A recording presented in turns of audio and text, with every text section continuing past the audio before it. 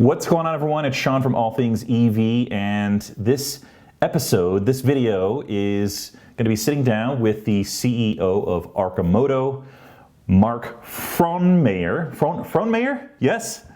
Frohnmayer. Almost. So, Mark, so glad to have you on. Great to talk with you a little bit before over the last week or so. I'm super excited to learn about Arcimoto. I intentionally did very little research into the company so I could be as inquisitive as possible. So welcome to the channel. Perfect. Well, hey, thanks for having me on the show, and I'm happy to dive into it. Yeah. So I want to start off with a few basics here so you can give me a good idea about the company's history. When was this founded? And if I recall, you're now a publicly traded company. So I'd love for you to give like maybe a 2 or 3 minute background on how you started the company. Starting companies is pretty expensive, especially when it comes to vehicles. A whole series of poor life choices. No, in all seriousness, so I started in 2007. I was once upon a time a computer game entrepreneur. Sold a company in early 2007, and I went looking for a reasonable everyday electric vehicle. So I wanted something that was going to get me to the grocery store, get me across town on a rainy evening. I didn't want a full-size car because, as you know, the way that we actually transport ourselves on a daily basis is typically alone, sometimes with one other person with a relatively small amount of stuff. And so that the overcapacity of the car for regular trips, when multiplied by everyone, is what creates the just massive amount of congestion, inefficiency in cities, results in cities being paved over about halfway by asphalt. And so I wanted something that was going to be a good everyday electric vehicle for daily trips. And I was actually kind of surprised and dismayed that by 2007, nobody had made such a thing available to the marketplace. And that was what really started me on. I was at a parade and I saw this 3-wheel kit vehicle drive by called the Buggy. And it was just like this light bulb. What the light bulb really illuminated was this giant gap between the bicycle, motorcycle, and the car. And there was just, all of a sudden, it just became crystal clear that there was an opportunity to build something in that gap that was going to be, much more human scale and yet have the kind of capabilities that we actually need for daily trips. And that's what started Arcimoto going, was that search for a reasonable platform for everyday mobility. Spent the first about 7 years iterating on that basic idea. 3 wheels, 2 wheels in front, 1 wheel in back, trying to figure out, one, what is that threshold of viability for the market in terms of capability or utility, and comfortably fitting 2 passengers, carrying a reasonable amount of stuff, being able to go on all the roads. And then second, how can we deliver on that utility need with something that is a quarter of the weight of a car and that much more efficient? And ultimately, the goal was to come up with something that is not only much more efficient than the car, much less embodied energy and materials in the car, but ultimately is super affordable for the mass market. So the long-term vision, instead of aiming for the price of a new car, we're aiming for the price of a toy or a used car, something that really anybody could afford in order to solve regular 80% of daily trips. So for 7 years was really that prototype iteration phase. We went through ultimately 8 generations of design to come up with what is now the Fun Utility Vehicle. We took that idea to prototype, works like prototypes. That's how we really started to build the awareness and interest in the product. And then in 2017, September, we went public in order to build the factory and finish the product for the road. And in September of last year, we kicked off production and delivery of our retail Fun Utility Vehicle, actually 12 years to the day after I got started on the project. And as of now, we have built more than 100 production Arcimotos out of our automated factory in Eugene, Oregon. We have launched now 2 additional products on the same platform. One's the rapid responder. It's for taking kind of those benefits of maneuverability, small form factor, and yet great carrying capacity. The rapid responder is for emergency services, law enforcement, campus security, and then the Deliverator is our product for last mile delivery. So that one, we take out the second seat and use that storage capacity in the back end for everything from parcels to food to groceries.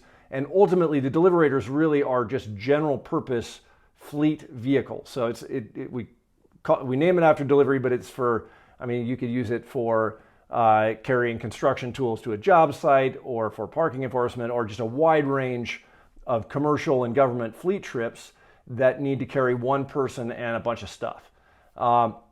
We paused production due to the pandemic, and so we're spending our time right now preparing for the next major step up of scale, now that we've got basically 6 months of real production under our belt.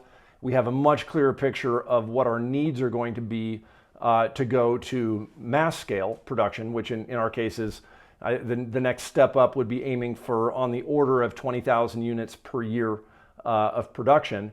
And then preparing the sales pipeline, getting fleet delivery vehicles out, our pilots out into the field, and then just a ton of value engineering and catching up on everything that we've learned over the last 6 months.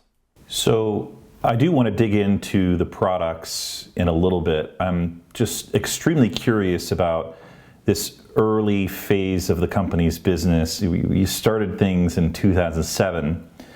Then the Great Recession hit and took a hold. What were you thinking when things started to slow down economically during that time? You had just started a new business, probably put some of your own personal wealth into the company to get it moving. Did you start to think that maybe you had made the wrong decision at the wrong time, or maybe the right thing at the wrong time? 2007 was a great year to sell a company. 2009 was a terrible year to try and go raise venture funding, particularly in the electric vehicle space. I put the bulk of my winnings from my first venture into Arcimoto. I was the first money in and put pretty much ultimately went all in several times on the venture in the early days. Did my first California road show in September of 2009 and got essentially laughed off of Sand Hill Road as this was the time when VCs were just completely tapped out of cash because of the Great Recession, and 2, companies like Coda, Fisker, Tesla, Aptera, it looked like everyone at that point was going to bust. And they were, people were kind of saying, what qualification do you have to even be in this business? You made video games, and you got this, crazy 3-wheel vehicle company. So that meant, going essentially the friends and family route and just really grinding it out with angels. Had to ultimately, family stopped returning phone calls, and I had to make a lot of new friends. But that gave us the time to really hone the idea. I mean, I think one of the kind of hidden benefits of not getting that sort of VC scale push funding in the early days was that if we'd gone charging off down the road on what was our 3rd generation idea, we would not have come to ultimately the platform win that we came to with Generation 8.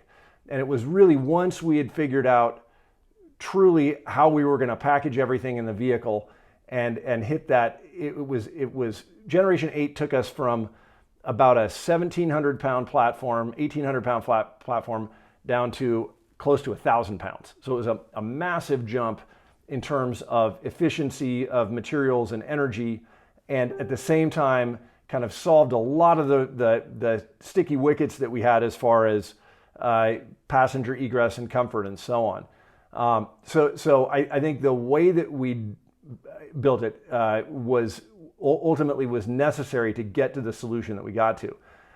That being said, I would certainly, I wouldn't be entirely honest if I said I didn't think along the way in there that I had maybe made a mistake or two in terms of my life calling.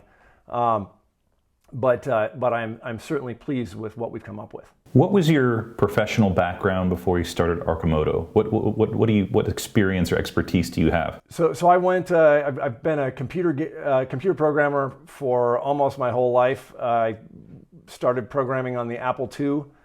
Went to Berkeley for electrical engineering and computer science. That was also where I got my first taste of the automotive business. I was a General Motors scholar, so I interned at GM subsidiaries and came away thinking I should never go into the automotive business. So I ended up going into games and built games for a AAA game studio, and then ultimately started a company called Garage Games got rolling in 2001, and we built that basically from nothing. The founders each chipped in a little bit, and then we bootstrapped it entirely.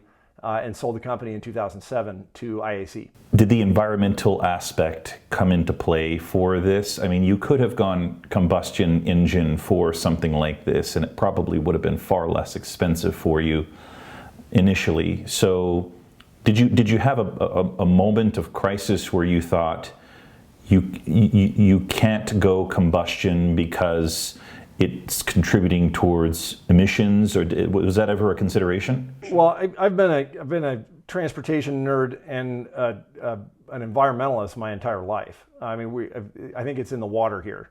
We're headquartered in Eugene, Oregon, and so the awareness of what's going on with the planet is something that we were sort of taught at a young age, and so that has always. I think part of it was I talked a big game about all the problems that humanity was making, and particularly those with the resources. And then when I found myself in that position after the sale of the first company, realized it was time I really needed to put my money where my mouth was and actually do something about it. As far as we looked, we've had a lot of people suggest along the way, have you thought about doing a hybrid version? It actually turns out that an electric, I mean, from an emission standpoint, it's the simplest one to get on the road. We have not been, the Arcimoto thesis is not based around requiring fundamentally new technology in order to build a viable, successful product. I think we gain the benefit of every new innovation in battery technology, motor control, motors, and so on. But because the real innovation of Arcimoto is packaging the reasonable utility for daily driving in something that's a small fraction of the weight of a car. Whereas a company like Tesla has had to say, in order to deliver a car that can come to parity with a gas-powered version, we've got to go build incredibly cutting-edge batteries at scale. We've got to reinvent motor control, electric motors, and build the whole thing, essentially from scratch. That's required because you're trying to push 4,000 pounds of material down the road from 0 to 60 in 2 seconds and change. But when you're trying to push 1,000 pounds down the road, or 1,300 pounds, you can do it with motors that come out of forklifts and still have a really great user experience. So in terms of hardware, you're buying off-the-shelf products versus developing in-house, for example, electric motors, batteries, battery management systems. Those are all off-the-shelf products that you're integrating into your vehicles? Yeah, it's allowed us to be more selective about which engineering pathways we take on in the initial phases of getting to market. So things like the motors we're buying from an existing supplier that was already being built at scale. Same thing with the motor controller and with the battery charger. But we have a unique dual motor front wheel drive configuration, so We engineered our own gearbox. We've engineered a lot of the guts of the electrical system. We build our own battery modules, but we didn't bite off absolutely everything on step number one. Now, as we look to go to scale, in a lot of cases, it's going to make sense to value engineer those components to the point where we're integrating, doing more vertically integrated work. But we're also, this is all happening at a time when the whole supply chain is maturing at a very rapid rate as well. That's the real fascinating thing to me. A lot of these companies, even large auto OEMs, are sort of rising with the tide in terms of electric vehicles.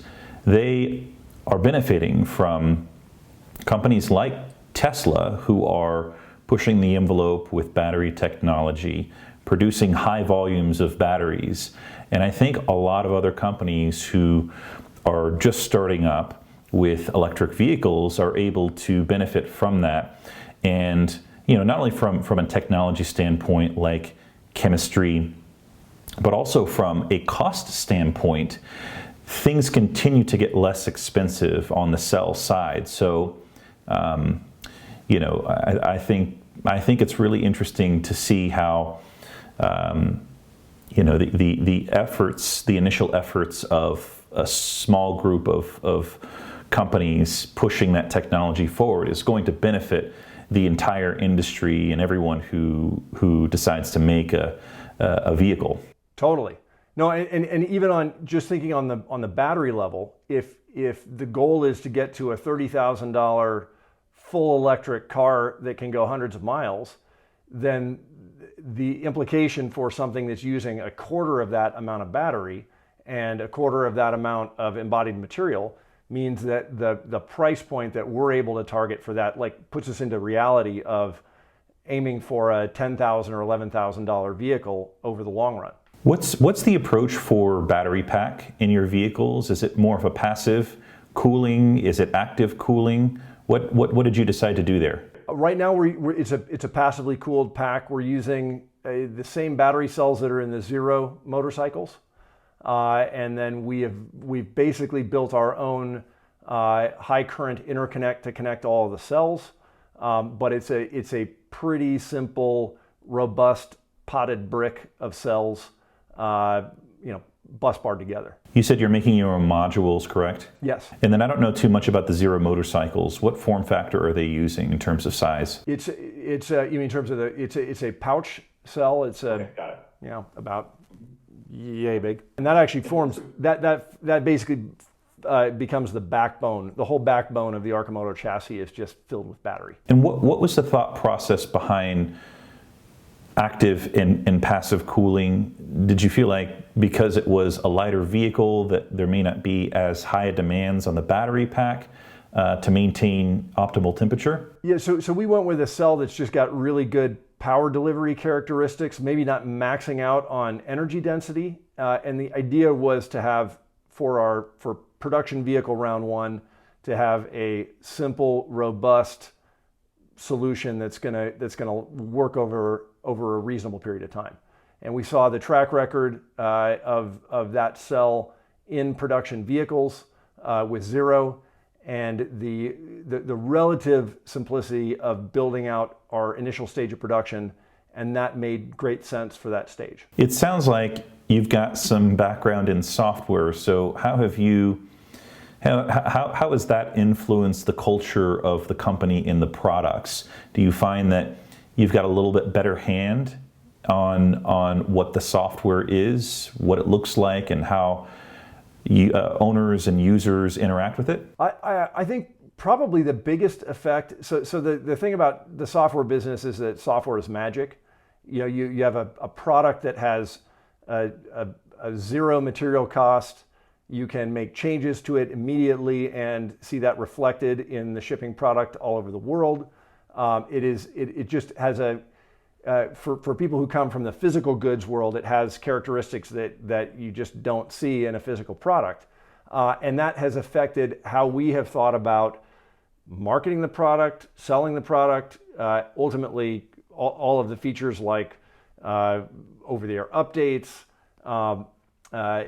the tie-ins to the app on your phone. Those have just all been a part of the roadmap, baked into the idea from the very beginning. And in terms of the sort of the build out of the software solutions, I think it definitely helps, given that the whole company runs off of a large software suite for enterprise management that ties into the web server. A big chunk of what we do is software and programming. So I think having grown up with that has certainly been a help. And I've got to think that has been one of the key differentiators for Tesla as well, is just having that root in the world of software and web enterprise. This brings up another question that I'm curious to know your stance on and how you'll approach this for when you're selling these vehicles to people. I have had the good opportunity to help influence some Colorado laws around manufacturers selling direct to consumer. Will you take a similar approach to what Tesla and, for example, Rivian are doing, where they want to sell direct and skip a reseller or dealership model? Yeah, for sure. Yeah, so the model for our sales is direct to consumer. For any new vehicle brand, that just makes sense for all the reasons that it makes sense for Tesla. I think it makes sense for us. We want to have a direct brand connection with our customers. We want them to be able to configure their vehicles and then have them just show up in the driveway. And the franchise dealership model works well for long-term entrenched players who've been around, but it really doesn't work well for new electric vehicle entrants. And I think that's one of the things that Tesla has attributed their survival and success to, is that direct to consumer model. What we have, probably the main difference in terms of how we're going to market, is that we are opening up rental stores instead of actual company stores. So that in destination environments, and our very first rental franchises open in Key West, you can rent an Arcimoto, drive it around for a half a day or a day. We think that by the end of that time, you will have come up with a long list of reasons why you should have one of your own. And so that the main difference there is that all of that CapEx and OpEx, instead of just being out the door and accounted for in future vehicle sales, we want our in-market experience to be actually a profitable experience in and of itself. Does that mean that in terms of sales and business development, I'm just thinking like as a business owner trying to get in to the mind of how you're going to tackle this, will you have business development employees? Are you going to be fulfilling this role? Will you have team members, a part of Arcimoto, developing these relationships with governments as well as consumers? I'm curious to know how you'll attack that, so I understand. I totally get that you want to go direct to consumer. What does that look like from your perspective? Are you going to outsource the business development and opportunities, or you want to try and keep that in? And how do you crack that nut of developing new business and getting sales? It's a mix, ultimately. So when it comes to our rental model, for example, we plan to both open our own stores as well as work with franchisees. And you can sort of think of that as being we're like a Hertz, where Hertz has some of its own company operated outlets, and then they also franchise. But we own our own factory and our own unique product for the marketplace. So when it comes to things like advocating for changes to laws, we leverage our in-market partners. We encourage our pre-order customers to get involved, and then we also have our own employees and contractors who do advocacy work for us. Super cool. I want to backtrack a little bit and talk about the battery pack. So in terms of size of battery pack, what is it, and what's that range estimate look like for the end user? So it's a 19.2 kilowatt hour pack in terms of full capacity. It's we tested out at 102 miles of urban range when you're using the full charge, and so it's we see the opportunity as time goes on. Obviously, as batteries become more energy dense, that number will go up. Right now, that maths out to 173.7 mpge for city driving.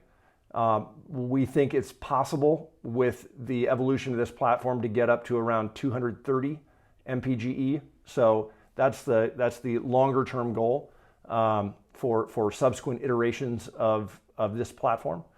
But 173 is not too bad right out the gate. It's pretty great, yeah. It's pretty great. And so is this a vehicle that you can actually take onto the highway? Classed as a motorcycle. Three-wheelers are motorcycles.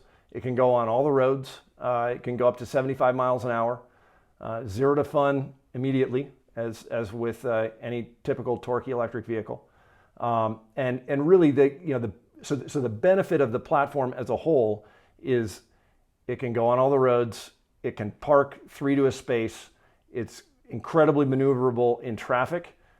So the primary use case we see is that urban-suburban crossover. We don't see this as really your long-range ideal commuter vehicle, but for city driving, for getting groceries, going to work, getting to the train station, going out with a friend, it hits a real sweet spot. And that affects not just the consumer version, but ultimately those are key to the product theses for the emergency version and for the delivery version. I'm particularly interested in this last mile delivery idea. I think that there's a lot of traction there as that business emerges, and especially with this pandemic, a lot of people are staying inside more often.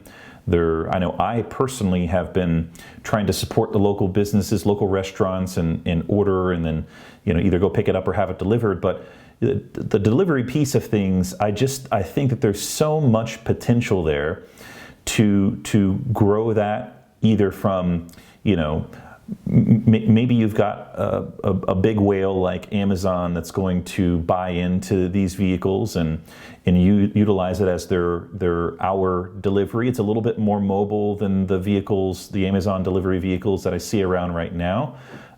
So for quick, short runs, it seems like that would be a really, really good potential and I think a huge opportunity for Arcimoto. Yeah, no, and these are sort of broad trends that have been going on for the last several years with the advent of Uber Eats and Grubhub and Instacart, the convenience, not to mention Amazon, the convenience of sort of ordering from your phone and having it just show up at your door is a major win.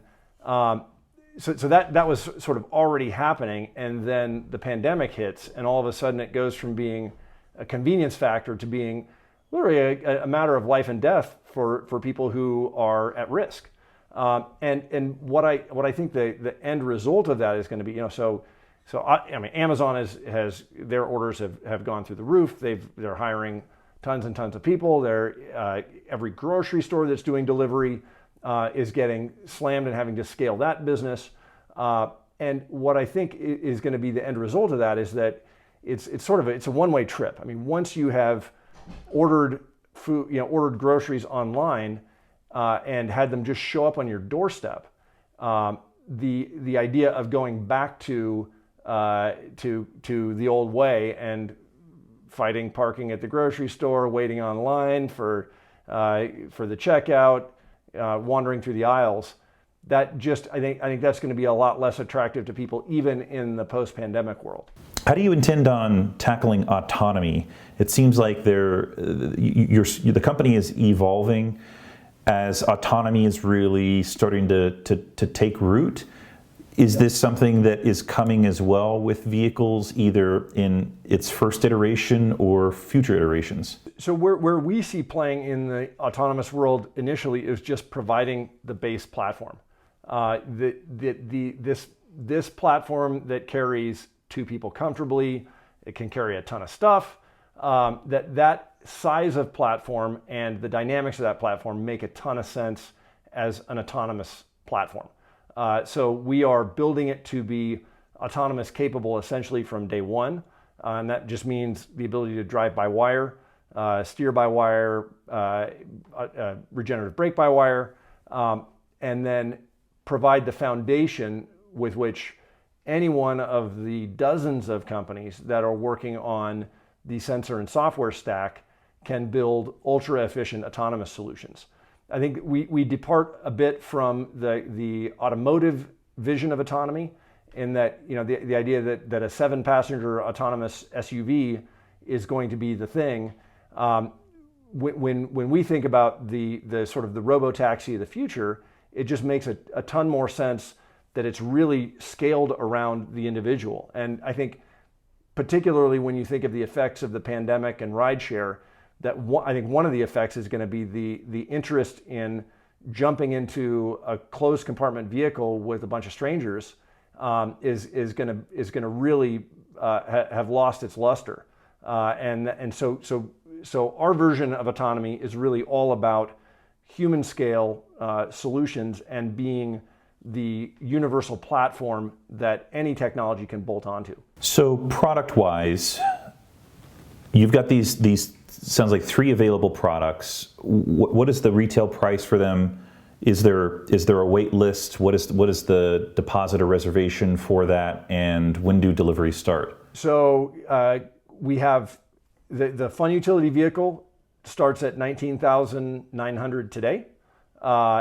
The long-term vision, of course, is to bring that price down as we get up to scale. The pricing for the delivery version and for the rapid responder have not been set yet. We expect that the rapid responder particularly is going to have less market sensitivity to price, and so is going to be a better margin driver for us in the immediate term.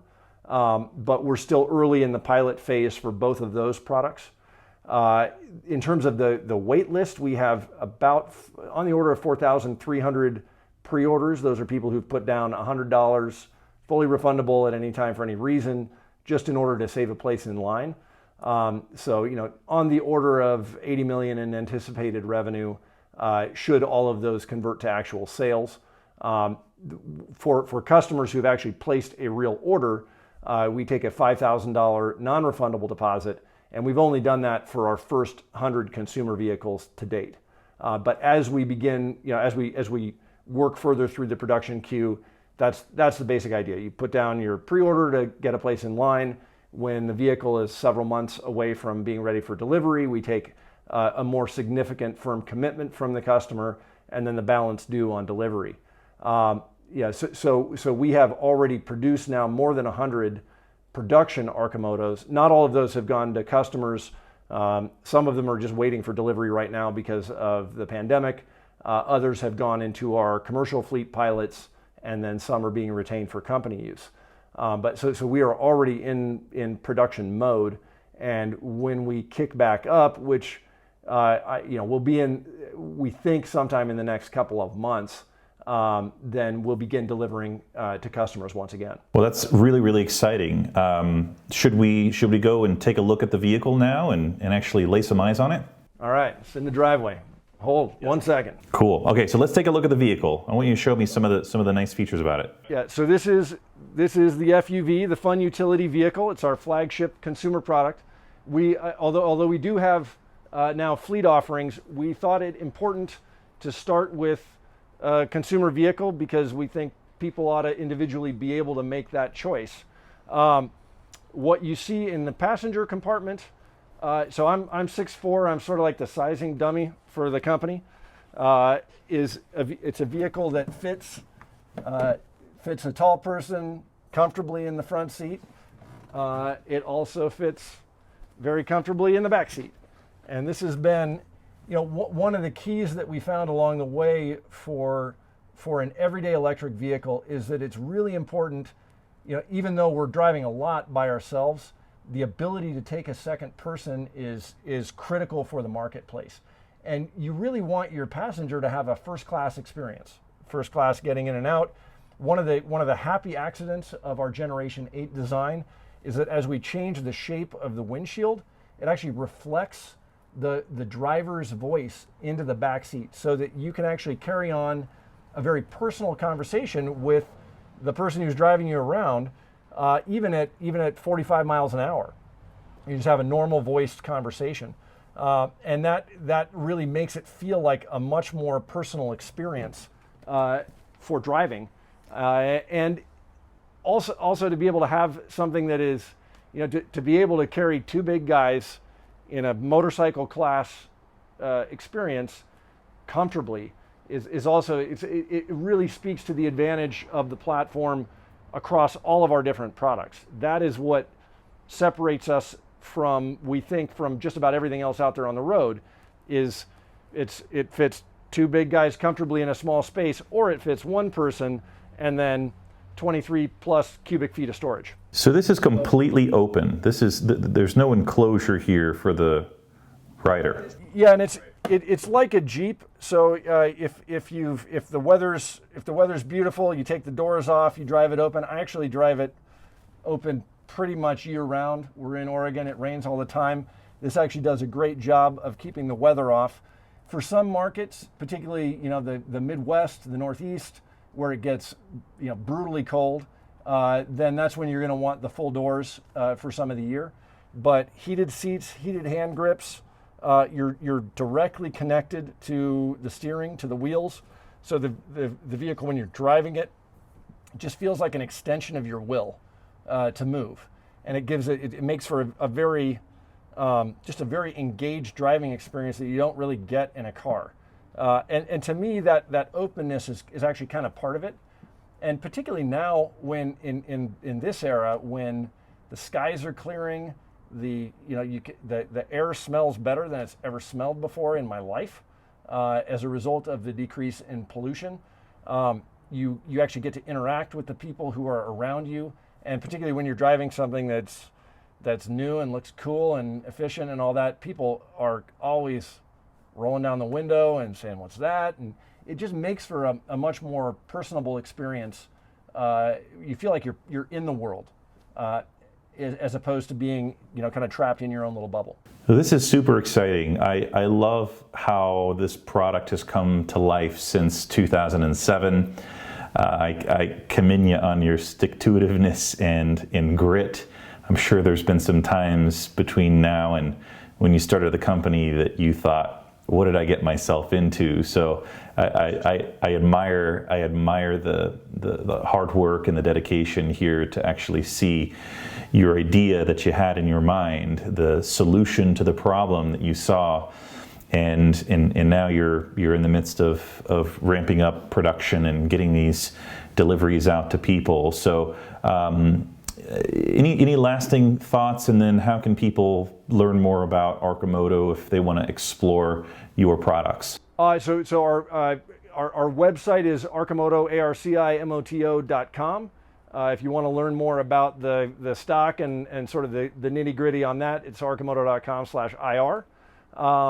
I guess, parting thoughts, and to your point, is a lot of it's just putting one foot in front of the next and keeping moving.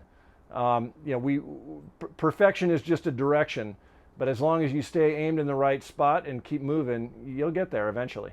Great, Mark. Well, I really appreciate your time today. Thanks for going really deep on some things that I was really, really curious about, and I appreciate you showing me the vehicle as well. It's cool to get a firsthand glimpse at this, and hopefully as these restrictions start to ease up, I can fly out and get behind the wheel. We got to get you behind the handlebars. That's going to be the trick. Yep. Awesome, Sean. Well, hey, really appreciate you taking the time, and look forward to seeing you here in person sometime soon. Sounds good. Talk to you soon, Mark.